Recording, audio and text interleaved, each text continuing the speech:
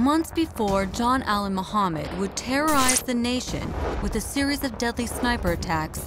He was a disgruntled father exacting a cold-hearted revenge plot against his ex-wife, Mildred. As I sat talking with her, it was clear the fear still lingers. My own father was a serial killer, and I know what that kind of fear feels like. Take me into the point where he kidnaps the children. I called the police. First thing they asked me was, did I have a parenting plan? I said, no, sir, but we were going to court to get that settled. He said, well, I'm sorry, there's nothing we can do. He has just as much a right to the children as you do. And that was that. So you really felt alone. Mm-hmm. As Mildred told me, the kids believed their dad had simply taken them on vacation to the island of Antigua, half a world away from their Tacoma, Washington home. Take me back to the day that your dad took you to Antigua. I remember us getting on the plane, but he wouldn't tell us where we were going. And we were all tired, so we went to sleep. The home that we went to was a friend of my dad's. My dad introduces us to people, but he doesn't really explain to us how he knows them or anything else like that. Back in the States, Mildred hired a private investigator to find her kids, with no luck. Then one day, the stress all became too much.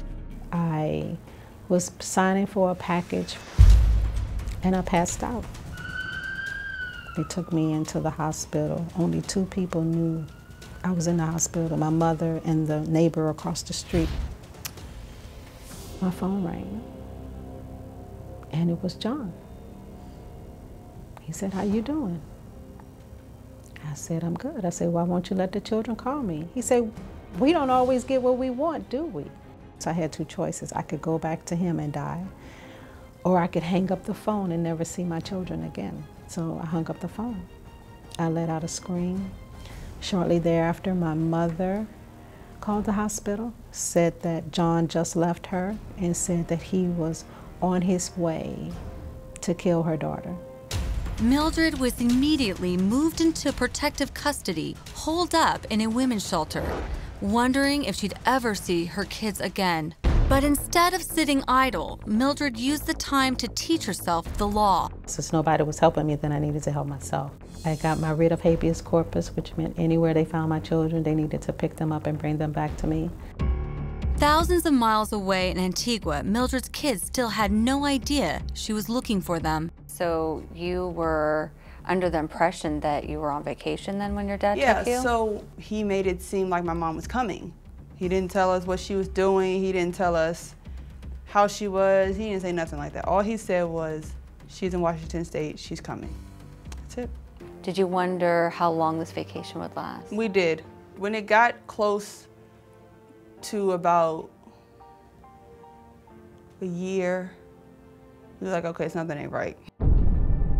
But they didn't know just how wrong things were about to become. Then, one day, their dad brought home someone new, a 14-year-old boy in desperate need of a father figure. Who was Lee Malvo to you? He was a brother.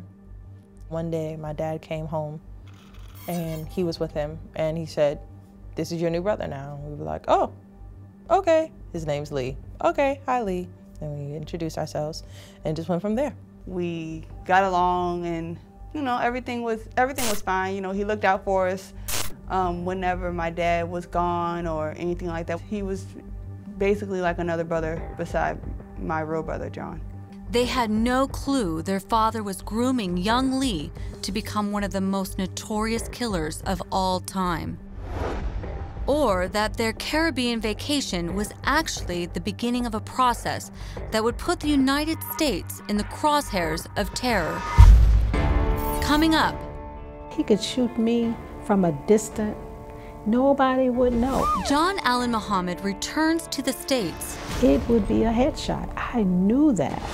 And the carnage begins. Ma'am? Oh my God, Ma'am, what is wrong? A man has been killed in front of me.